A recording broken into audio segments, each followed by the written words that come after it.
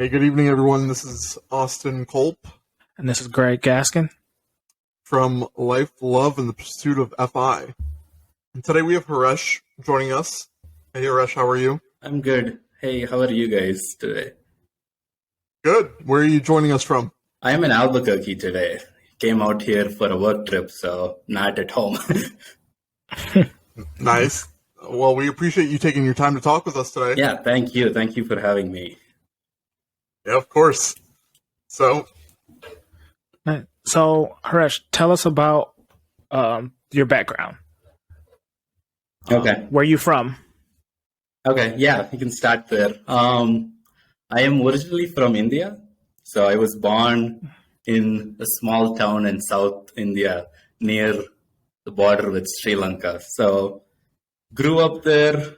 My background is a little different than everyone. We moved a lot in our childhood. My dad is a professor in chemistry. So when I was just born, he was just finishing up his PhD and doing his postdoc and getting his career going. So we moved around a lot when I was young. Around India, around my state, and also I did 3 years of my schooling in the US, and that's how I got to that was my first experience of the US. I did grade 3, I think, and then grades 7 and 8 in the US. Rest of my schooling was in India, and then I did my undergrad in engineering in India, and then I moved to the US to do my master's back in 2016. And then I finished that, and then I ended up where I work now in Virginia. Been there for about it's the 4th year now. Can't believe it's been 4 years. Nice. So, how'd you end up coming to school in the U.S. and then going back to India? Yeah, so again, as I said, it's part of my dad's work. He did research. We were in Milwaukee, Wisconsin. I still have a lot of memories from doing school there. But yeah, since he was a researcher, he was working on some cancer research, and I think they had a lot of good research opportunity in the Medical College of Wisconsin. So he actually spent more time than we did as a family there. He spent close to 5 years. I spent close to 3 years there. And then we decided to go back since we wanted to be closer to family. And then finished up my schooling there. That was awesome. yeah. So, what was your first experience of the U.S. like? Did you enjoy it, or? Yeah, and back in school, I think I don't remember much from the first time I was here since I was super young. But the second time, I really loved it. That was one of the reasons why I came back to do my master's here, because it's just, I don't know, I just loved, I think back in India where I'm from, it's more, since there's more competition around, more people, more competition to do all the things. So it was a very stressful environment in school. Being here in US, I think it exposed me to a lot of non-academic things, which I would have never done if I was not here. And I think that really helped shape me into not just being, what do you call it? Just an academic person. I don't know if that's the right word, but it helped shape who I am, is what I can say. Definitely those 2-3 years here in my younger age helped a lot. Are there a lot of big cultural differences between India and the United States? Yeah, I would say definitely, yeah. I think there are differences, but I have to say the differences are primarily, for me, the difficult part was English. English was my second language. So I was having trouble understanding, because I hadn't grown up with people speaking American English, having trouble. In school, I did a great in science and math, but when it came to language, I was not the best, but somehow made it through. I would say that was the biggest one. Other than that, I think it's almost similar. People are way nicer here, more courteous. People actually give you more space. In India, it's like packed. So it's good to have some personal space here wherever I go. Yeah, absolutely. I agree. So tell us, how did you find financial independence, and like, what has your experience with that been like? Yeah, that's a good question. So I think naturally my parents have been savers. We didn't come from an affluent background. My dad, he was the first person to go to college from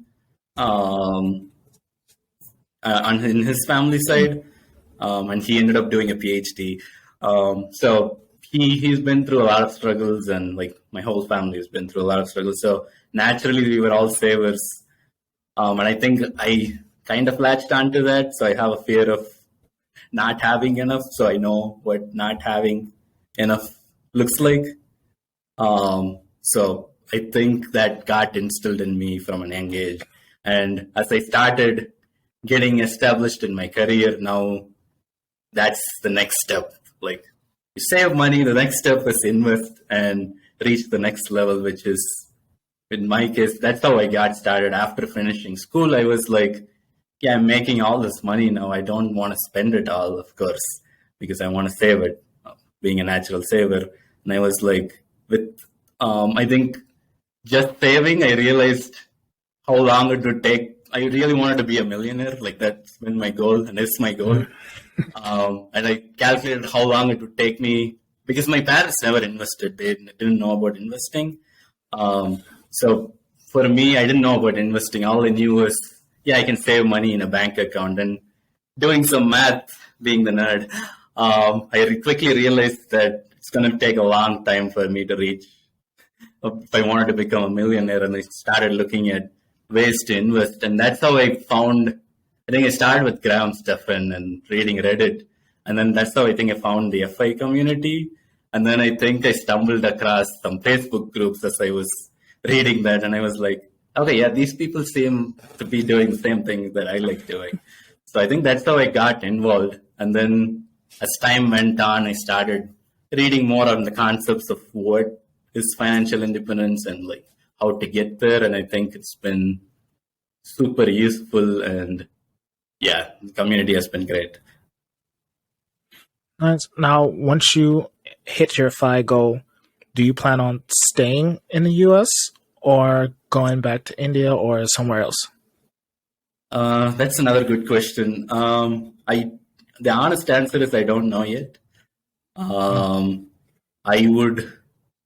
have a lot of career opportunities and options here, but I do realize I am on a work visa here, which has limited time on it. So I don't know where that'll take me, but I haven't thought that far yet.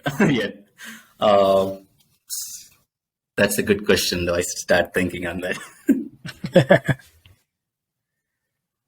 Do you have any goals after you hit your FI number? Like, do you want to travel more? Do you want to, just out of curiosity? Yeah, so definitely traveling is going to be a big part. I want to see more.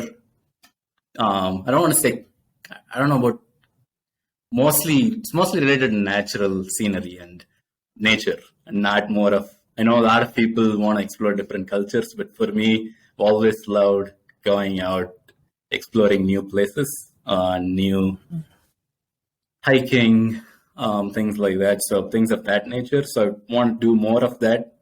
These days I don't get to because of all the work and things. So that's something which I would be awesome if I can do more. And honestly, I don't think I want to quit working. FI is just for me a financial security number, more of the fact that I know I can do whatever I want. So that's maybe I've recently been thinking about how I can start my own business or start my own company. So that's probably where I would go and continue to work, but also have time to do some other things with family and outdoors.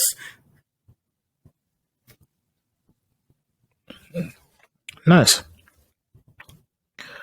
Now, what is your experience with FI, being that you are on like a work visa and not a U.S. citizen? What is it like for you? Okay, yeah, that's a good one. It's a good question too.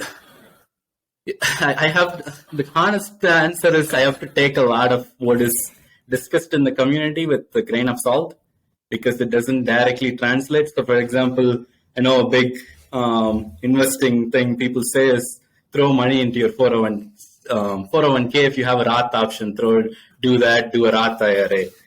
I have to be a little mindful of the fact that there is double taxation. So, a lot of other countries don't.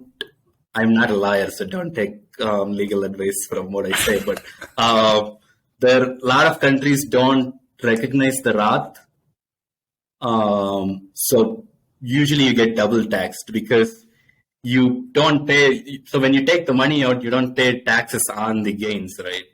But when you take that money to a different country, what they don't know is that you pay taxes back when you put already on the money you put in. So there is no mutual understanding between at least India and the USA that I'm aware of.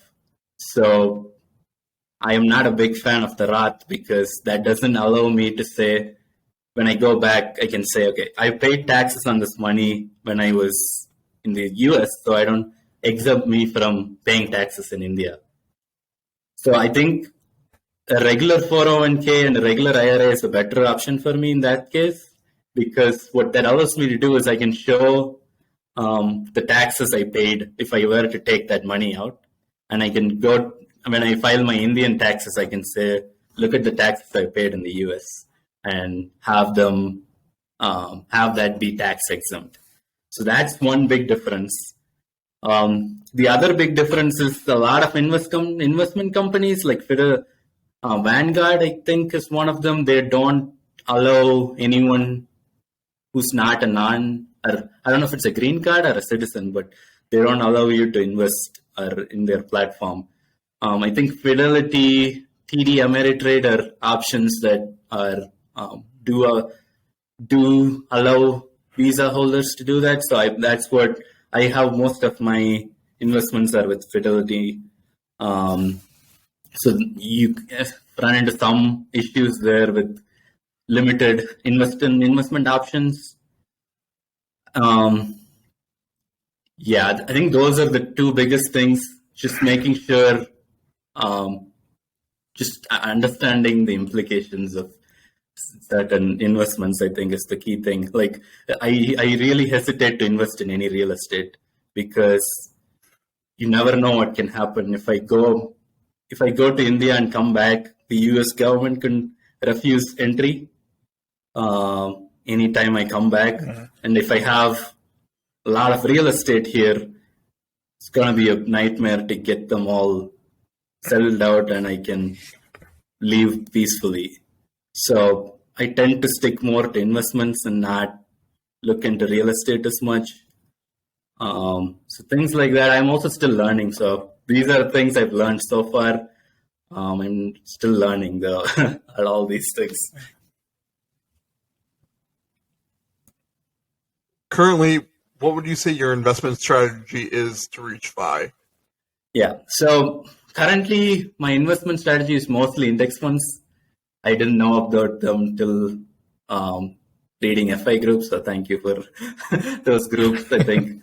So mostly I would say 75+% of it is in FISROCs, the zero fee total stock market index fund that Fidelity offers. Then I have around like 20%, 22% in. So the other thing is my 401k does offer. So through my 401k, I can invest in some Vanguard funds. So I do have some Vanguard funds on some of the regular ones, just index funds, just total stock market, S&P 500. I think I have large cap, small cap, and mid cap in those tiers too. I have to go back and look at the exact percentages, but usually have large cap around 50, mid cap around 20, small cap around 10, and I'm pretty much doing 100% stocks because I'm pretty young and I want to maximize. I try to maximize returns and not get too conservative now. And hopefully I can keep making more money in the future so I don't have to worry about losing too much on my investments in the short term. Nice. So I guess what 5 principle do you think has helped you the most so far? Oh, that's a good one. What 5 principle? I think maximizing income is the biggest one. I feel like there's only so much you can save if you don't make more. Like you can, if I make only 50K a year, I can probably save 20K if I really stretch. But if I find ways to maximize how much I earn, I can start saving more. I think that's one of the biggest things that's driving me towards really going up in my career, like really putting a lot of effort into my career. So I can still live pretty comfortably and know that, yeah, I'm investing 60-70% of my income and not have to worry about cutting costs on each and everything now, so I can enjoy things later too. So I think it's also a balance, but I also enjoy what I do, so it's not a big deal right now. Was there a specific person or author or group in specific that really helped you understand FIRE and get to that point? Yeah. So I think I watch a lot of YouTube, not YouTube and podcasts, not as much reading books. So I spend a lot of time watching people like Graham Stephan. I don't know if you've watched him. I think he has a lot of good advice on just in general investing. I also read The Simple Path to Wealth by J.L. Collins. I think that was a really good book that really got me into index funds as I think that's partly what made me go 100% index funds, I think. I think I was contemplating, I was initially started with Dave Ramsey, so I was debating between using more actively managed funds and index funds, but I think that book and J.L. Collins was pretty much what convinced me that, yeah, I need to go through the index funding approach. I think specific people, those were the two. I went to Alex, he organizes the Baltimore Meetup. I was there in December, got to meet a lot of cool people there. That was my first time actually physically meeting people who were into FI. So that was really cool, getting to meet new people. So that, I think that pretty much sums up most of like individual interactions I've had with people in FI, given the pandemic and all that. Yeah. Yeah, for anyone who might be listening who might not understand financial independence, we have a lot of meetups in the group. So a lot of people all across the United States and in other parts of the world host financial independence meetups, and they talk about these meetups and they talk about financial independence at these meetups. And that's what Harish was referring to. Is we have a person who lives in Baltimore and who is also on the show, Alex. He hosts the Baltimore Meetup. So if you guys are ever in Baltimore, you guys should go to the Baltimore Meetup. But Harish, yeah, also J.L. Collins' book, just like many people in the FIRE community, that is one of the biggest ways I got started as well. And Our Rich Journey on YouTube, I don't know if you've heard of them. I have not actually. Oh. Okay. Yeah, I love Our Rich Journey. They have great videos. Greg, have you heard of them? Yeah, recently, since I guess like a year ago is when I found them.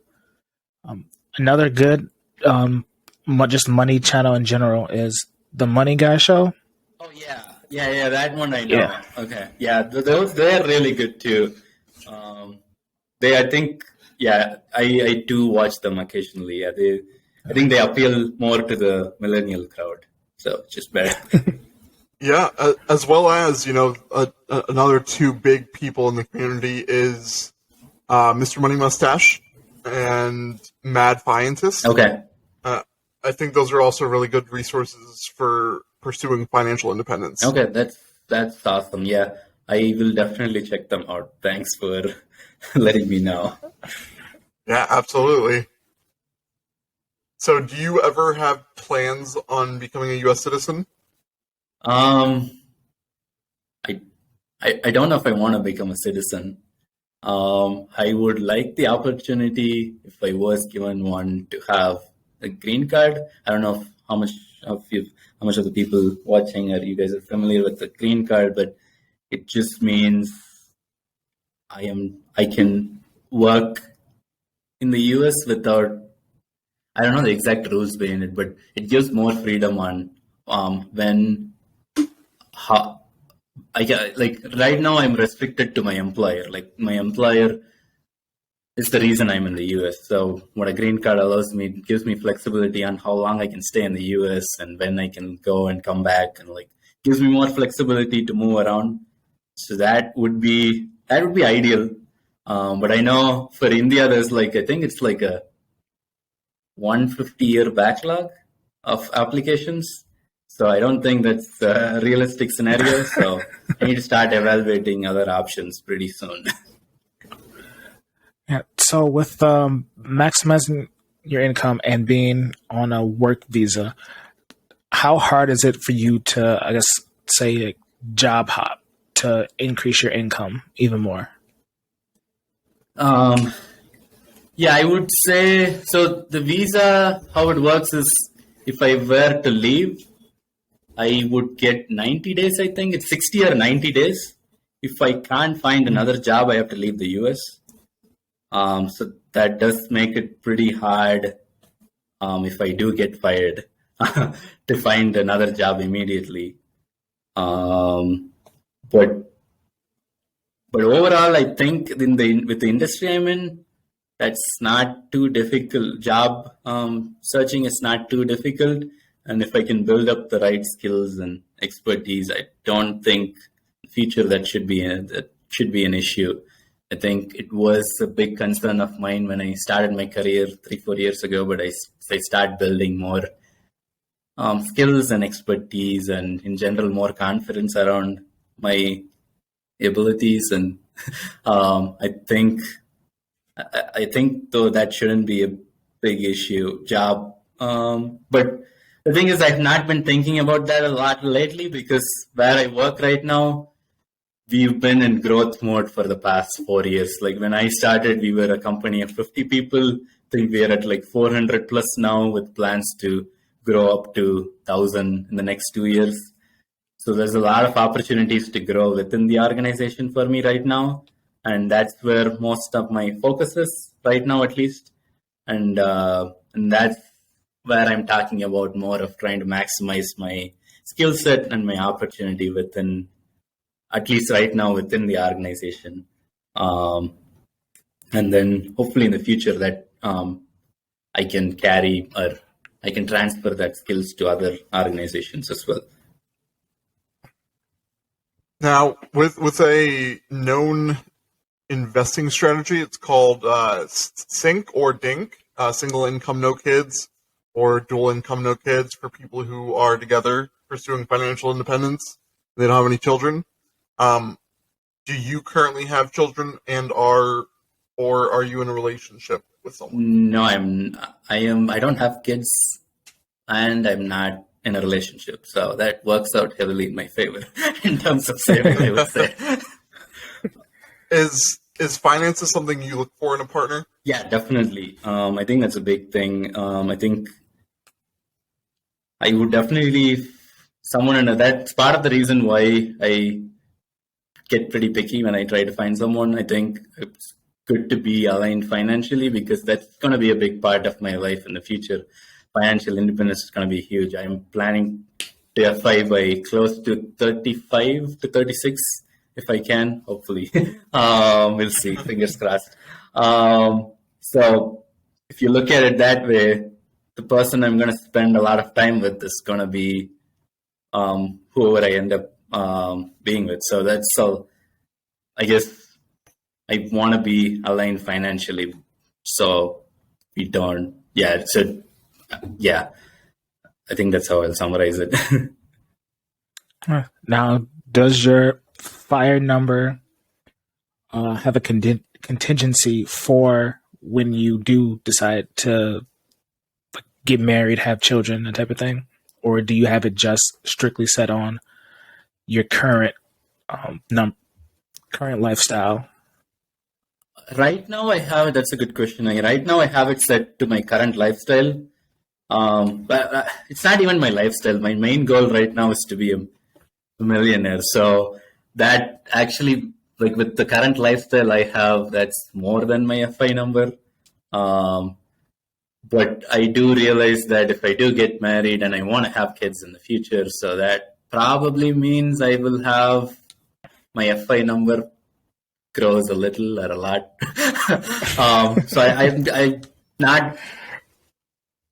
I think the way I'm approaching it is let's work as hard as I can to hit the first number, and then if circumstances change, I'm probably going to need more anyway. So we'll figure out what more I need after that and adjust the number later on.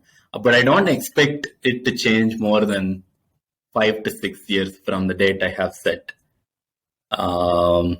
With how much I would have already invested by that point, and with the growth from that, and also the contributions over the next 5 to 6 years after 35, I think I'm not looking too far into the future. So I'm still, even if that happens, I think 40 max if things are to be on the safer conservative, and maybe 45 is what I'm looking at right now. At what age did you start pursuing FI? Yeah, so pursuing FI, I would say like a year out of school. So that's 2019. So I graduated with my master's in 2018. So a year out of school, I had paid off all my student loans and car loan and everything else I had taken up to that point. I think that's... How old were you at the time? How old were you at the time? 24. Yeah, it's 24. I think that's when I really started to see, like, I was so focused on paying off debt because I was like, I'm paying too much interest on these. I can't afford giving these banks all my money. So I was like, whatever I have to do, I'll pay off these loans.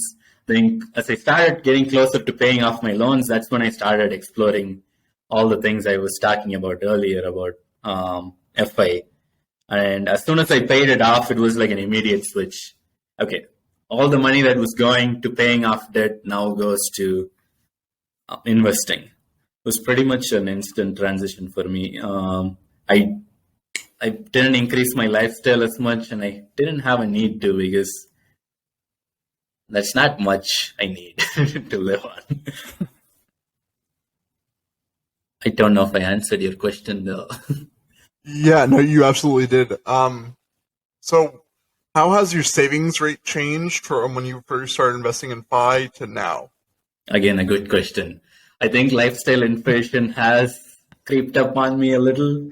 I used to live with 2 other roommates right out of school when I first 2-3 years of my job. It's my 4th year now. I just got a place on my own in July. So lifestyle inflation has caught up with me a little, where I like to spend a little more to be, I used to spend a little more to be extra comfortable, or like things like if I do trips more often to visit friends if I want to, and things like that. But savings rate, in terms of savings rate, I don't think that has changed, because my income has grown almost same or even higher than how much my lifestyle has increased. So I would say my savings rate is still at probably savings on after tax income is around 70 to 75% still. So Okay, that's Wow. awesome. That's a great savings rate. Yeah, I'm still trying to get up to 30%. Yeah, it helps if live in a low cost of living area, and I have an income unusually high for that area.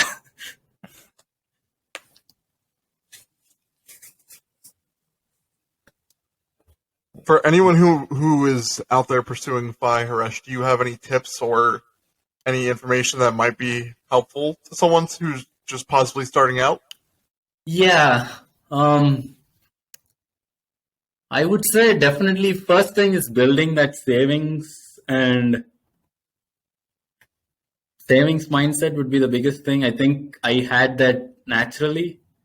So I didn't seem like a huge transition for me, but I can see how if you end up growing up, or if you end up with a lifestyle which is people starting out with a lifestyle which is already in excess, or it's hard to cut. I know if I wanted to go back to say living with 2 roommates now, I wouldn't want to do it. I know how hard it is to cut back on expenses.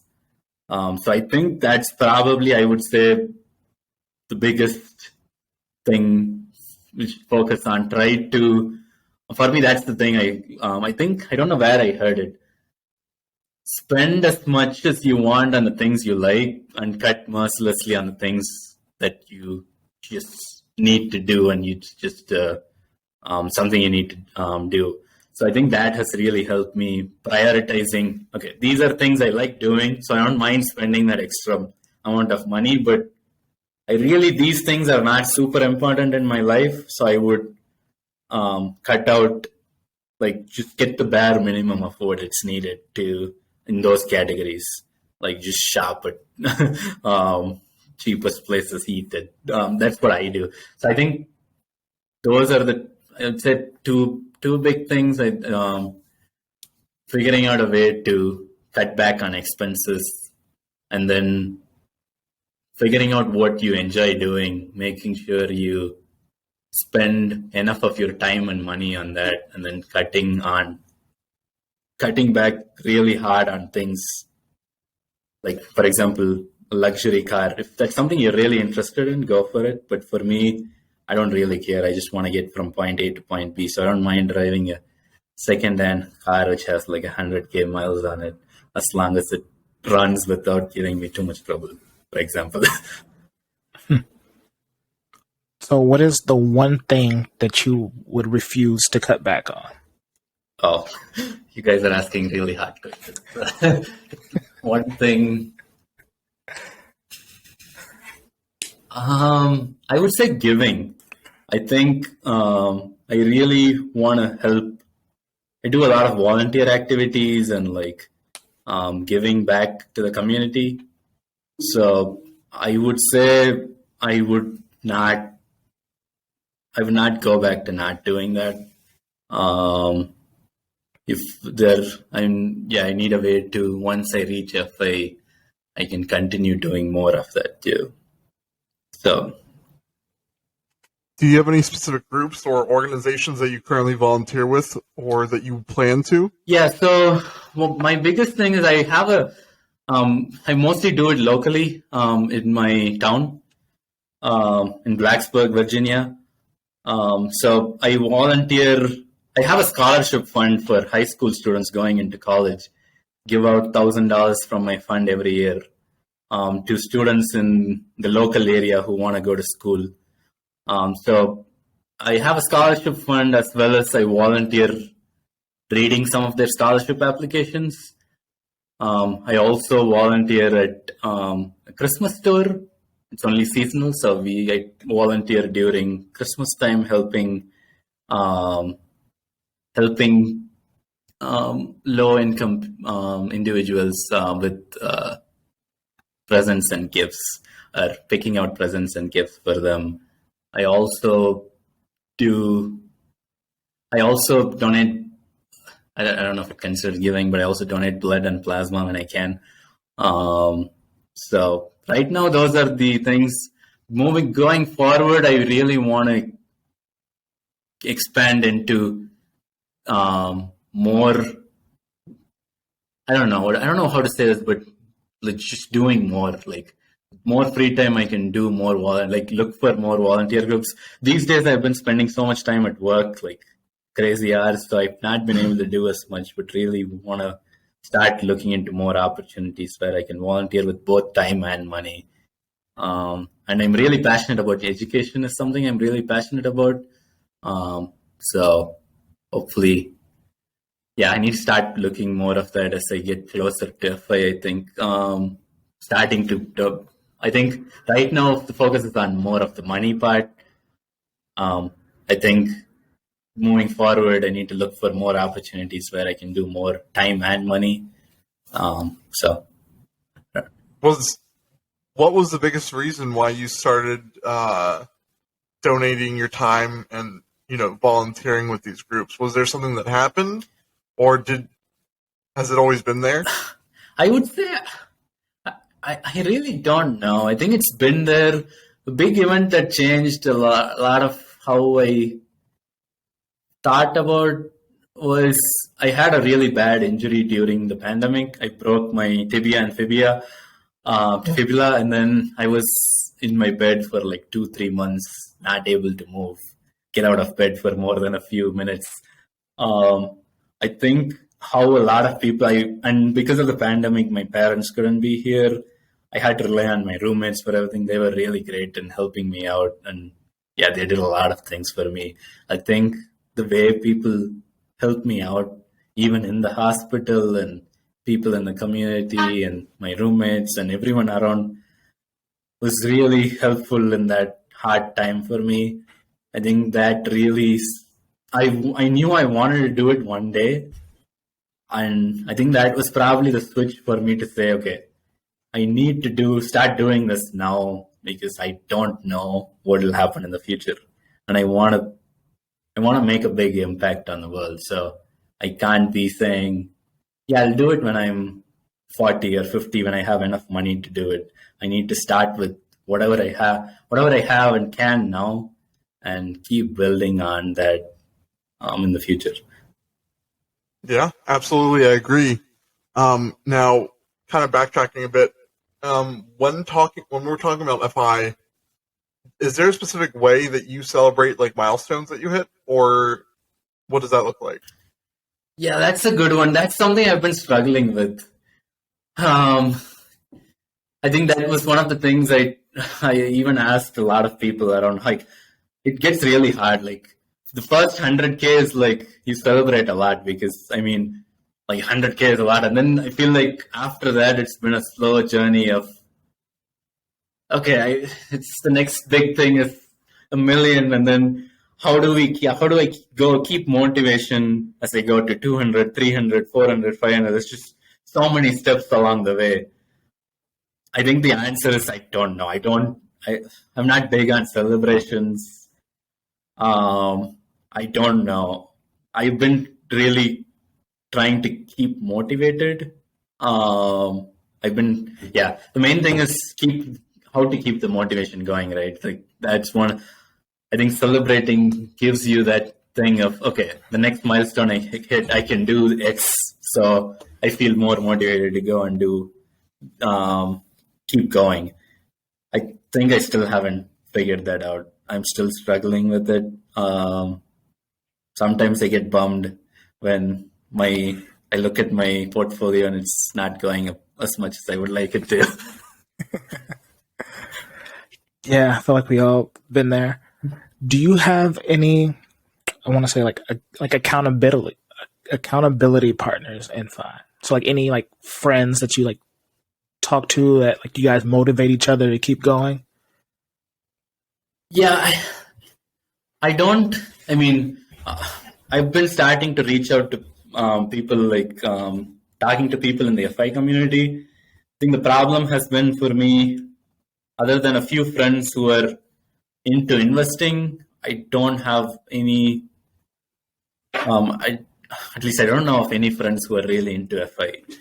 From school or college or from work, from people who I know.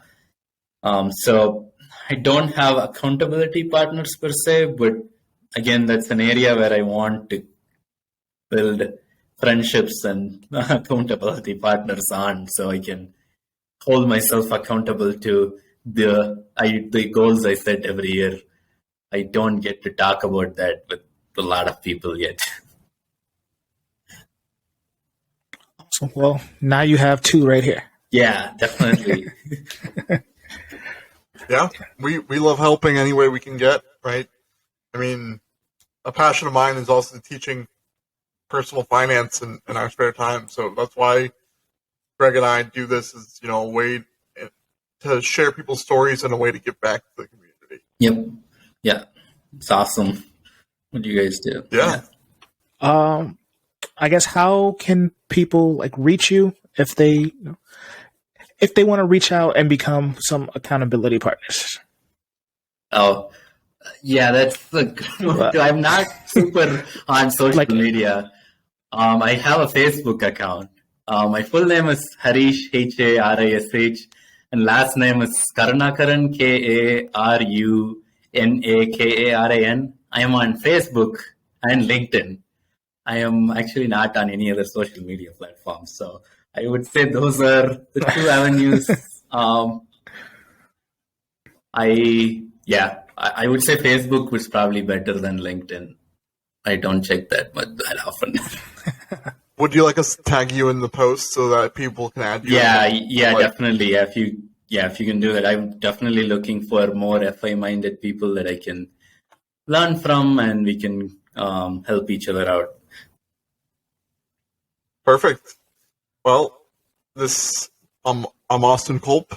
I'm Greg Gaskin. And Harish, thank you for joining us. And this has been another episode of Life, Love, and the Pursuit of FI. And hope you guys have a good rest of your night.